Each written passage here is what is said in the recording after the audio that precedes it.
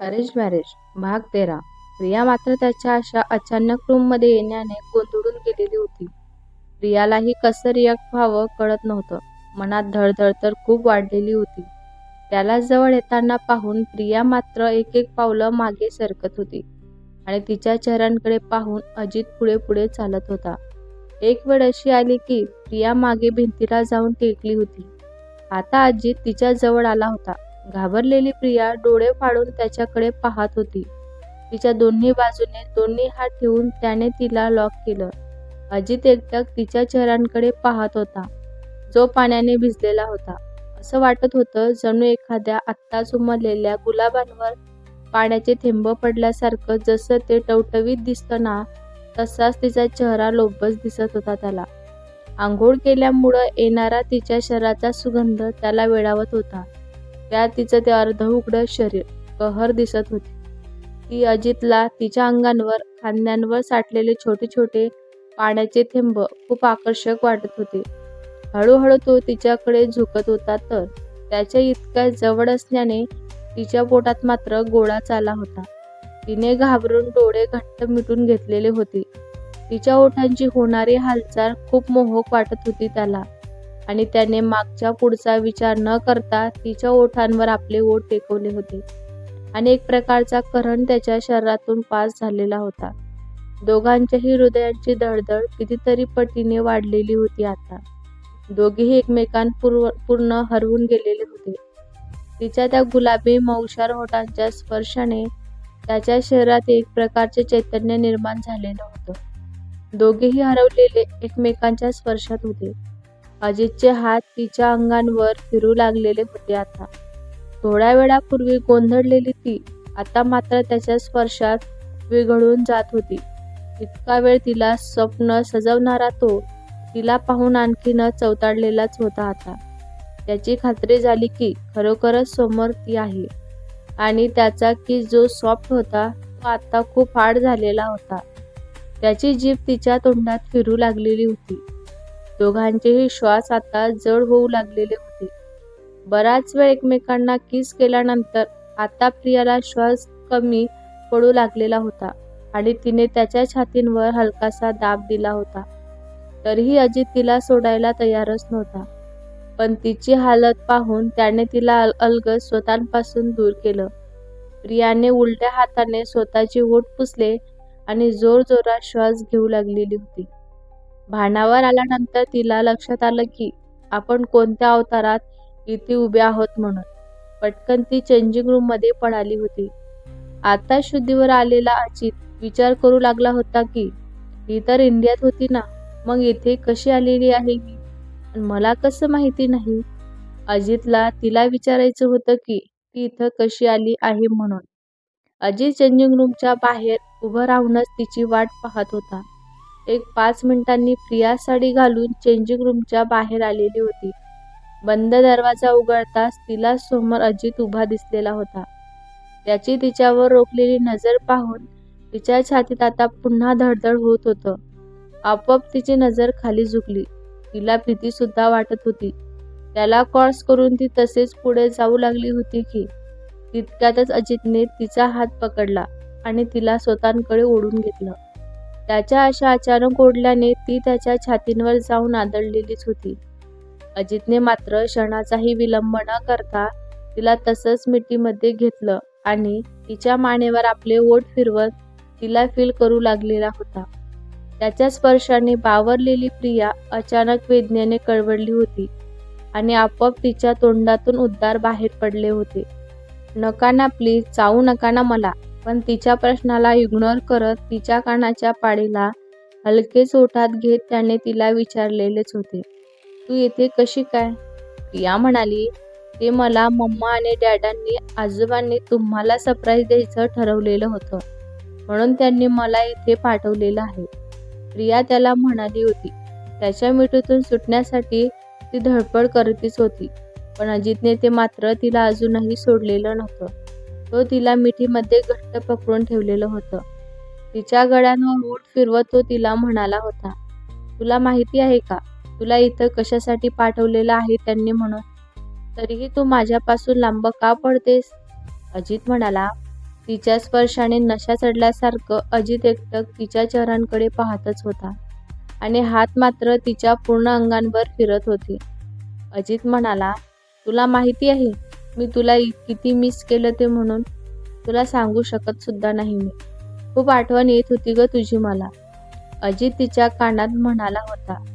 पण हे बोलताना त्याचा हात आपोआप तिच्या पोटांवरून सरकला आणि त्याने तिच्या ब्लाऊजच्या बटनाला हातच लावला होता की प्रियाने असह्य होऊन त्याचा हात गच्च पकडलेला होता आणि गडबडीने त्याच्या चेहऱ्यांकडे पाहत त्याला म्हणालेली होती, आहो हे काय करताय तुम्ही, अजितला म्हणाली होती. अजित म्हणाला, तेच करतोय जे आधी करायला पाहिजे होतं आपण. अजित मात्र त्याच्या धुंदीत बोलूनच गेला होता. प्रिया म्हणाली, प्लीज सोडा मला. प्रिया घाबरून त्याला म्हणू लागली होती, कारण तो सराईतपणे त्याचं काम करू लागलेलाच होता. अजितला वास्तव्याचं भान राहिलेलंच नव्हतं आता आणि त्याने तिला स्वतःपासून दूर केलं आणि आता म्हणाला होता, तू येते कशी काय, तू इथे आली मला नाही सांगितलंस तू. अजितच्या चेहऱ्यांवरचे कठोर भाव पाहून प्रिया आता घाबरलेलीच होती.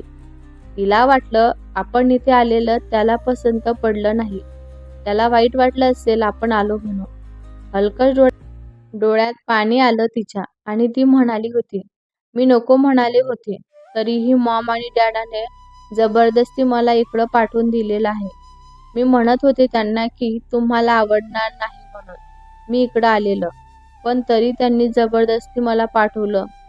तिच्या डोळ्यात पाणी पाहून पुन्हा अस्वस्थ झाला तो आणि तिला म्हणाला, तुला रडायला काय झालं आता, मी रागवलो का तुला, नाही ना, मग कशाला रडतीस तू, जेव्हा बघावं तेव्हा सारखं रडत राहते नुसतं.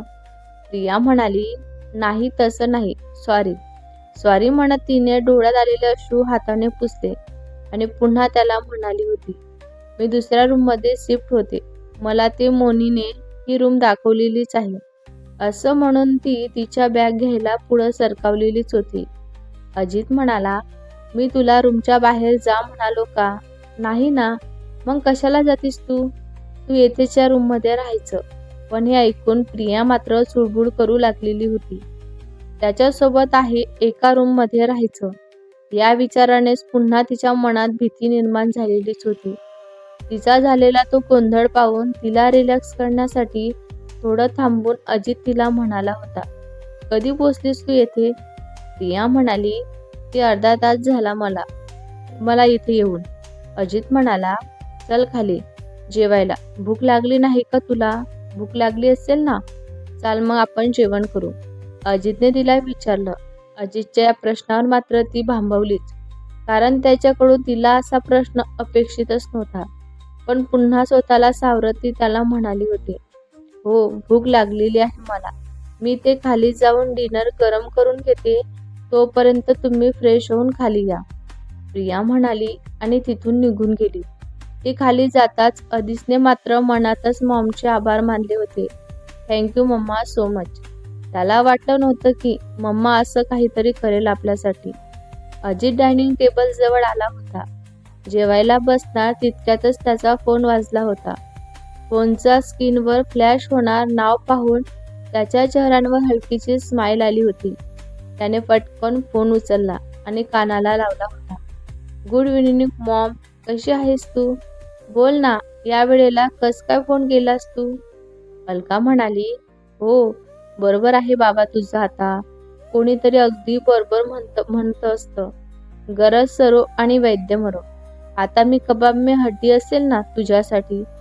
अजित म्हणाला, मम्मा काहीतरीच काय ग तू बोलतेस, काय असं बोलतेस तू, मला असं म्हणायचं नव्हतं ग. इतक्या रात्री म्हणजे इकडं जवळ रात्रीचे 11 वाजले आहेत आता, आणि तू एवढ्या रात्री कॉल केला तर काही काम असेल ना तुला, म्हणून म्हणत होतो मी तुला, का कॉल केलास तू.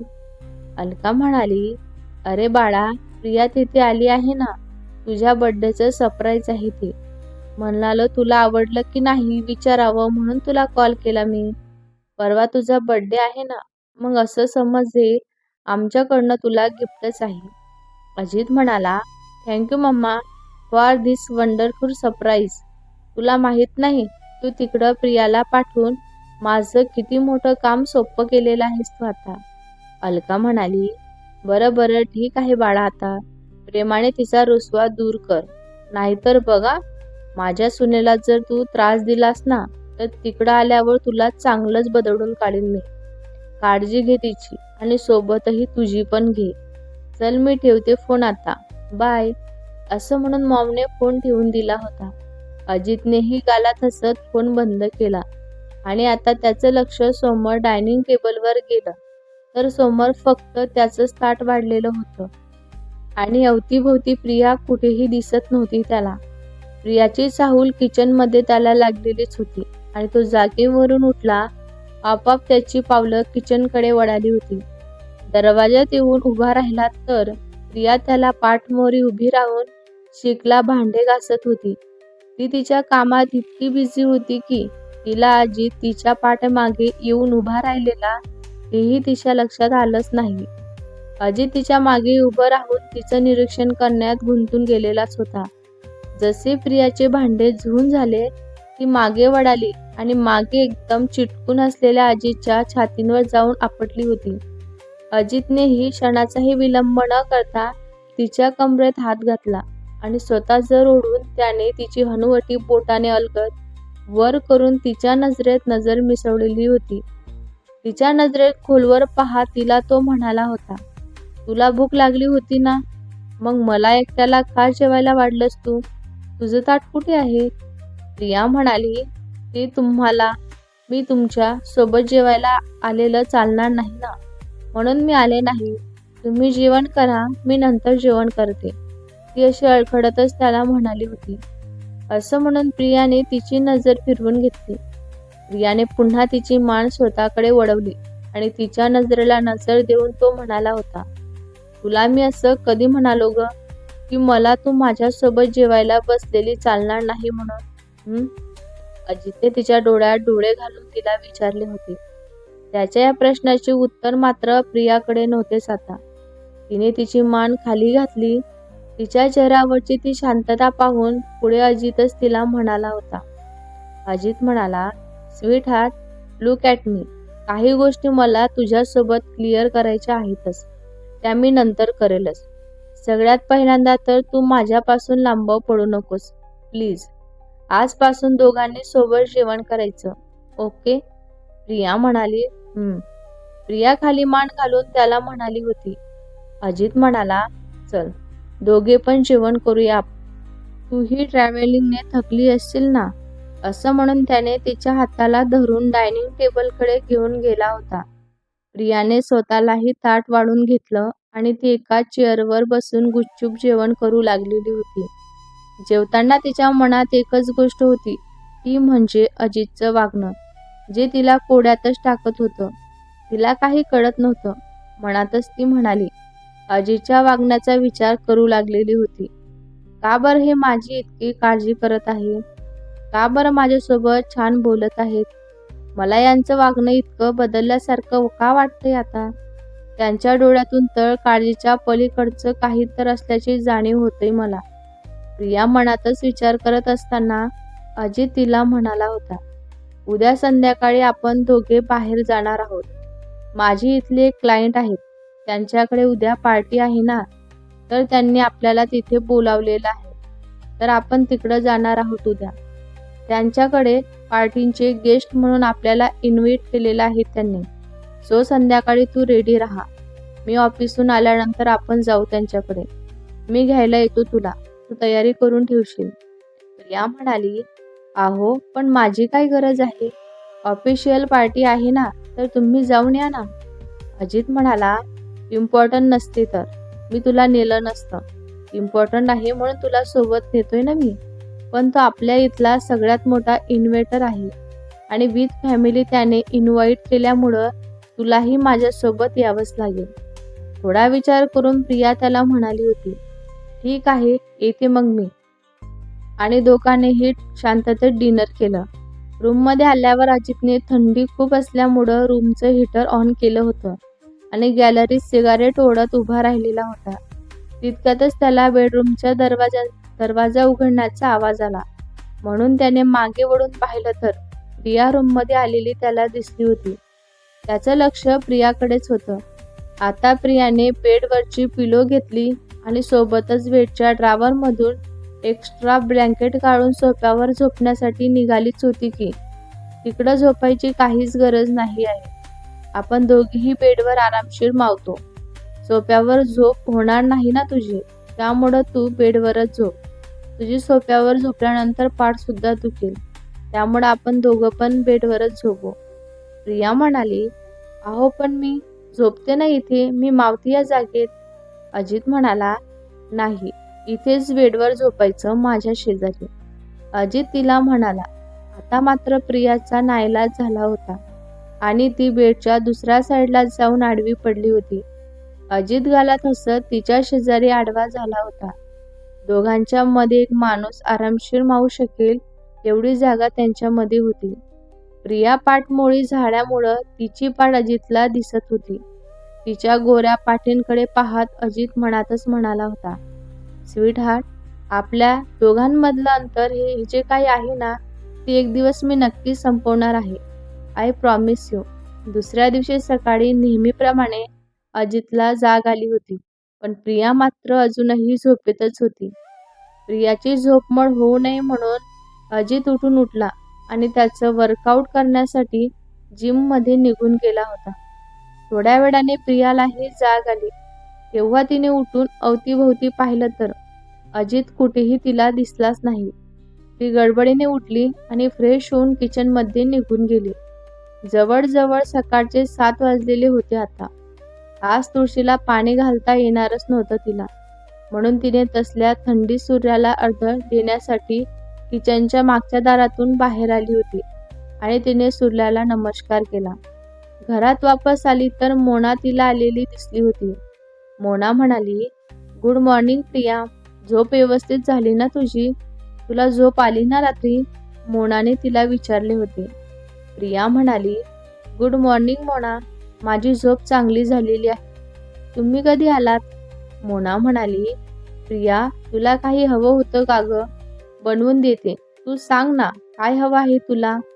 प्रिया म्हणाली, काही नाही, मी स्वतः बनवून घेईल मला जे बनवायचं ते. मला बसून बोर होतो ना, म्हणून तर मी किचनमध्ये काम करण्यासाठी आलेली आहे. दोघींच्या गप्पा चालू असताना अजित पायऱ्यावरून खाली आला होता आणि डायनिंग चेअरवरती येऊन बसलेला होता. तितक्यातच प्रियाच्या हसण्याचा आवाज त्याच्या कानी पडला होता आणि तिचा तो मंजूळ आवाज ऐकून अजित क्षणभर हरवला तिच्या त्या आवाजामध्ये. नकळत कॉलेजची प्रिया त्याच्या डोळ्यासमोर तरंगू लागलेली होती. कॉलेजमध्ये असतानाही एक दिवस तो एका झाडाखाली बुक रीड करत बसलेला असताना त्याच्या मागे एका झाडाखाली 2-3 मुली बसल्या होत्या, ज्या आसपास काहीतरी बोलून मजाक मस्ती करत होत्या. पण त्यातल्या एका मुलीच्या हसण्याने नकळत का होईना अजितच्या हृदयांच्या तारा छेडल्या गेलेल्याच होता.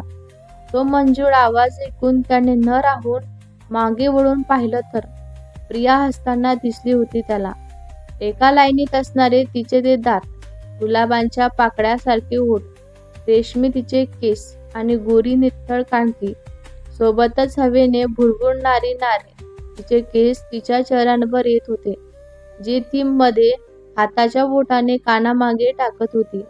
आणि हाच तो क्षण होता जेव्हा अजितने तिला पहिल्यांदाच पाहिलेलं होतं. पण प्रियाची नजर अजूनही अजितवरच पडलेली नव्हती. पुन्हा त्या दोघांच्या बोलण्याचा काहीतरी आवाज अजितच्या कानी पडला होता आणि अजित भानावर आला. मनातच स्वतःशी म्हणाला तो, खरं तर प्रिया, मी तुला त्याच वेळेला पहिल्यांदा पाहिलेलं होतं आणि तेव्हापासून तू दिसलीस की आपोआप नजर तुझ्याकडेच वळत होती माझी. तुझा तो सुंदर सोजळ चेहरा पाहण्यासाठी कासावीस व्हायचो ग मी. पण सतत मनात असलेल्या त्या भावना मी सेटच्या नावाखाली टाळत आलो होतो. त्यात वाटायचं तुझ्यात आणि माझ्यात बराचसेच डिफरंट होता. तुझं वय कमी, माझं वय जास्त होतं. त्यामुळं मला तू खूप लहान वाटायचीस, बालिश वाटायची, नादान वाटायची. अजित स्वतःशी बोलत होता. तितक्यातच त्याला प्रिया आणि मोना बाहेर येताना दिसल्या होत्या. मोना म्हणाली, गुड मॉर्निंग मोना ब्रो, कसं वाटतंय मग आमचं सरप्राईज तुम्हाला? मोना भुया उंचवतच म्हणाली होती. पण तिच्या बोलण्याचा रोख कुठे आहे हे समजून प्रियाने मान खाली घातलेलीच होती आणि किचनमध्ये निघून गेली. तर अजित गडबडीने किचनमध्ये घुसणाऱ्या प्रियाला पाहतच होता. पण प्रिया तर गुपचूप किचनमध्ये निघून गेलेलीच होती. अजित म्हणाला, मोना प्लीज मला कॉफी मिळेल का? अजितने मोनाला विचारलेलेच होते. मोना म्हणाली, यस ब्रदर, 2 मिनिटं थांब, मी कॉफी आणि ब्रेकफास्ट पाठवून देते तुझ्यासाठी. छान मस्त कॉफी बनवून देते. असं म्हणून मोना पण किचनकडे वळालीच होती की मागून अजितने तिला आवाज दिला. अजित म्हणाला, मोना मी आज ऑफिसमध्येच ब्रेकफास्ट करणार आहे, सो मला फक्त कॉफी आण आणि छान बनव. मोना म्हणाली, ओके, मी कॉफी पाठवते. मोना अजितला म्हणाली आणि किचनकडे निघून गेली होती. 5 मिनिटांनंतर प्रिया किचनमधून कॉफीचा मग घेऊन बाहेर आलेली होती. तिने काहीही न बोलता कॉफीचा मग अजित समोर ठेवला होता. मोबाईलमध्ये बिझी असलेला अजितचं लक्ष प्रियांवर गेलं आणि तो तिला म्हणाला होता, मी आता ऑफिसला जात आहे. संध्याकाळी तुला घ्यायला येईलच मी. त्यावेळेला तयार होऊन राहशील. अजित तिच्याकडे पाहून तिला म्हणाला होता. प्रिया मात्र फक्त मान डोलवून त्याला होकार मारती दर्शवत होती. तिच्यावरची एक नजर टाकून अजितने स्वतःचे लॅपटॉप बॅग उचलली आणि दुसऱ्या हातात ब्लेझर घेऊन तो घराच्या बाहेर पडला होता. प्रियाने त्याच्या पाठमोऱ्या आकृतीकडे पाहत दीर्घ असा श्वास सोडला आणि किचनमध्ये निघून गेली होती. अजित दिवसभर कामांमध्ये खूप बिझी होता. त्याला ऑफिसमध्ये आज दिवसभर कामच होतं. सकाळपासून जेवलाही नव्हता तो आणि एवढ्या कामाच्या व्यापात संध्याकाळचे 6 कधी वाजले हेही त्याला कळालं सुद्धा नाही. आपला बॉस सकाळपासून कामात एवढा बिझी आहे हे समजून आकाशने त्याच्या केबिनच्या दारांवर नॉक केलं. कम इन प्लीज, अजितने खाली फाईलमध्ये पाहूनच रिप्लाय दिला होता. अजितची परमिशन मिळताच आकाश त्यांच्या केबिनमध्ये आलेलाच होता आणि अजितला म्हणाला होता, बॉस, ते आज आपल्याला मिस्टर राजदीपच्या पार्टीमध्ये जायचं आहे. तुम्हाला तिथे इन्व्हाइट केलेलं आहे ना, तर जायचं नाही का? अजित म्हणाला, अरे हो आकाश, बरं झालं तू आठवण करून दिली. मी तर विसरूनच गेलो होतो आज पार्टीमध्ये जायचं आहे म्हणून. आणि मी प्रियाला सुद्धा सांगून ठेवलेलं आहे, आवरून ठेव, मी येईन तर तयार होऊन राहशील. अजितने हातातील फाईल टेबलवर बंद करून ठेवली आणि कपाळांवर बोट घासत तो म्हणाला होता, गाडी काढ, मी लगेच आलो बाहेर. पुन्हा अजित आकाशला म्हणाला होता. आकाशने होकार मार्थिक मान हलवत आणि खाली जाऊन गाडी काढण्यासाठी निघून गेला होता. तर इकडे अजितने प्रियाला पार्टीसाठी तयार व्हायला सांगून फोन बंद केला आणि त्याच्या प्रायव्हेट लिफ्टने खाली पार्किंगमध्ये आला होता. तर आकाश गाडी काढून अजितच्या वेट करत होता. क्षणाचाही विलंब न करता अजित गाडीत जाऊन बसलेलाच होता. अजित म्हणाला, आकाश, गाडी पहिल्यांदा आपल्या व्हीलवर घे. आकाश म्हणाला, ओके बॉस, चालेल. आरशातून अजितकडे पाहत आकाश म्हणाला होता. थोड्या वेळाने म्हणजे जवळपास अर्ध्या तासाने गाडी व्हीलच्या गेटच्या आतमध्ये घुसली होती व गाडी फोर्समध्ये थांबताच अजित गडबडीने गाडीतून खाली उतरला होता आणि ताळताळ पावलं टाकत त्यांच्या रूममध्ये निघून गेला.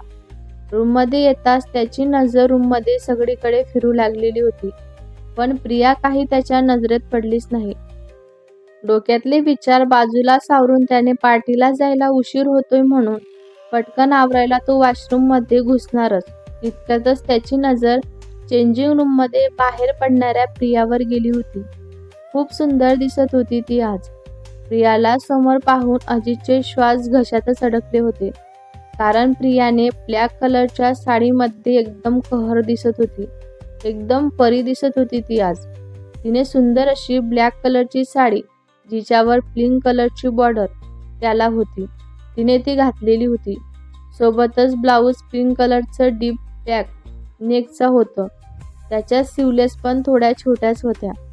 समोर अजितला पाहून प्रिया जरा गोंधळलेलीच होती, कारण एकदम अचानक तो तिच्या समोर आलेला होता. Priya, we are late, so please be fast. Ajit भानावर येत प्रियाला म्हणाला होता. तिच्यावर एक नजर टाकत अजित तसाच वॉशरूममध्ये निघून गेला. प्रिया आरच्या समोर उभी राहून तयार होतच होती.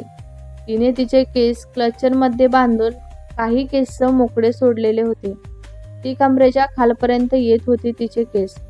डोळ्यात काजळांची एक बारीक रेख ओढलेली होती तिने आणि ओठांवर हलकीशी गुलाबी लिपस्टिक लावलेली होती.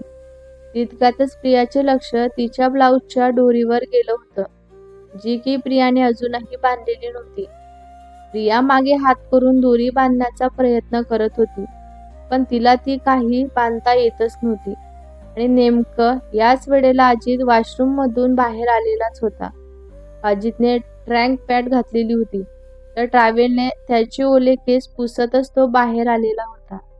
अजित आरशासमोर तयार होत असलेल्या प्रियाकडे त्याची नजर गेली.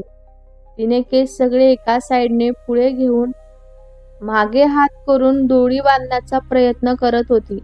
तिची ती धडपड पाहून अजित पुढे आलेलाच होता आणि हातातील टॉवेल तेथेच बाजूला सोफ्यावर टाकून तो तिच्या पाठीमागे येऊन उभा राहिला होता आणि तिला काही कळायच्या आत त्याचे हात तिच्या पाठीवर दोरी बांधण्यासाठी विसावलेलेच होते. पण प्रिया मात्र त्याला आश्चर्य झाल्यासारखं एकसारखं त्यालाच पाहत होती. हा अचानक एवढा कसा बदलला असं तिला वाटत होतं, कारण नुसताच आंघोळ करून आलेला अजित, त्याचे ते सिक्स पॅक, ॲब्स आणि बायसेप पाहून प्रियाला एकदम सेक्सी वाटत होता तो. आणि त्याच्या छोट्या केसातून उघळून येणारे पाण्याचे थेंब, जे हळूहळू त्याच्या मानेवरून छातीकडे ओघळत होते. प्रिया आरशातून त्याच्याकडे पाहण्यात गुंतली होती, तर अजित सुद्धा आरशातूनच तिच्या चेहऱ्याचं निरीक्षण करत होता, कारण ती आज खूप सुंदर दिसत होती. भेटूया पुढच्या भागात. हा भाग तुम्हाला कसा वाटला कमेंट करून नक्की सांगा. व्हिडिओ आवडला असल्यास लाईक करा, शेअर करा. नवीन असाल तर चॅनलला सबस्क्राईब करा. धन्यवाद.